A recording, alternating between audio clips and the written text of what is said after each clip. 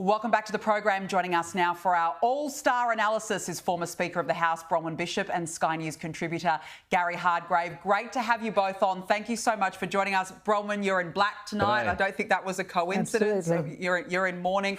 How would you sum it up? Well, I've been in some doozies of elections. 87 was bad. 93, the Houston election was terrible. But this one was a real doozy. Seriously, there were so many errors made, and we wanted to support Peter. He's a good man. But the whole thing was ill-conceived. Albanese came out in January 1 and just went fight, laid out what he was going to do, and it was attack Dutton, label him with getting rid of Medicare, link it back to the time when he was the Minister for Health, and never mind the truth, just lie. Good Lenin maxim. Say a lie often enough, it becomes the truth. And then instead of having 3 points, and that's about all people can handle, 3 points, I think there were 12 talking points. There should have been a focus on the fact that unrealised capital gains tax was coming, and it should have been axe this tax. It worked with Tony Abbott, it was a good phrase. The petrol tax was excellent. That was excellent and should have been for the entire first period of that election period, 3 years it would be in place. And then tell them what's in store for them. So you start with that tax and you look at the rest of them.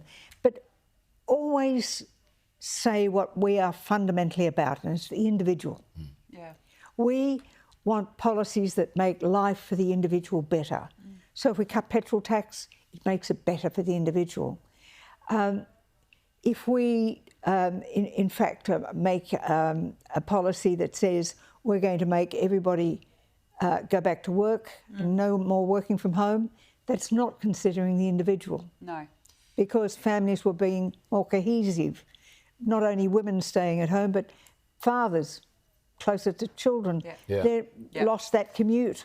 So there were lots of issues where we lost focus on the individual. The Labor Party is a socialist party, it's a collective, and the collective will always sacrifice the individual to what they want. Let me bring in Gary Hardgrave here. Gary, I want to ask you about Peter Dutton's performance. I felt like he made Anthony Albanese look like a star campaigner. Yeah, and it's great to be with you all, and I can't fault anything Bronwyn's just said, but I'm not wearing black tonight. Look, before Christmas, Peter Dutton was going to win, and I think the campaign went on holidays for a few weeks through January, February. I just think everyone just said, oh, we're coasting to a win.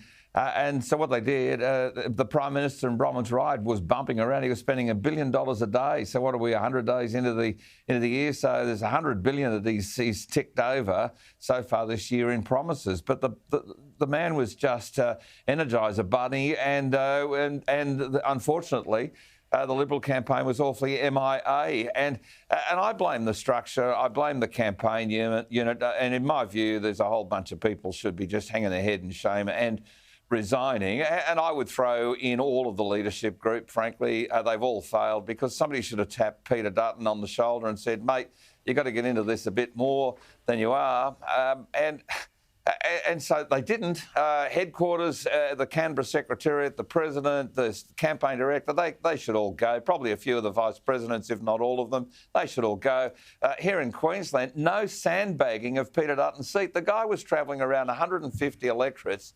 He had the most marginal seat in Queensland, and they either had no research or the research was pathetic, so get rid of the pollsters because they don't know what they're doing. There was no sandbagging. In other words, no protection of him, and every seat around Dixon was lost. Every seat around Dixon. So there was an impact as Peter Dutton got framed as the issue, as the problem, and Albo got away with all the lies. So that's the big fail. And Peter Dutton rightly has taken responsibility for it because, well, it is his responsibility, but there's a whole bunch of people. Look, I heard about soul searching, but we've got to get rid of a few heels as well. We've got to get rid of a few heels that are also dragging the party down.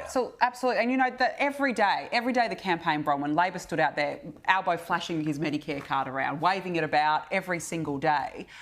But when you think about it, did those scare campaigns actually work? And then what does that say about the coalition? Why were they so weak to push back? They didn't push back. They just didn't. They didn't refute the 600 billion. They didn't refute any of it. And I'm at a loss to know why.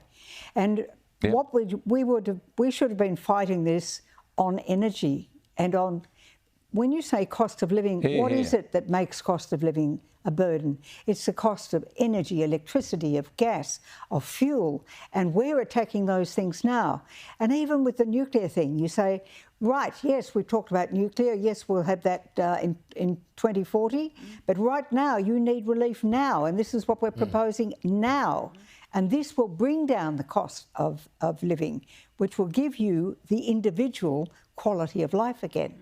And that's where the immediacy of the plan was so important to stress, and then say, if you re-elect these people, not say you can't have more of that, but this is what they've got in store for you.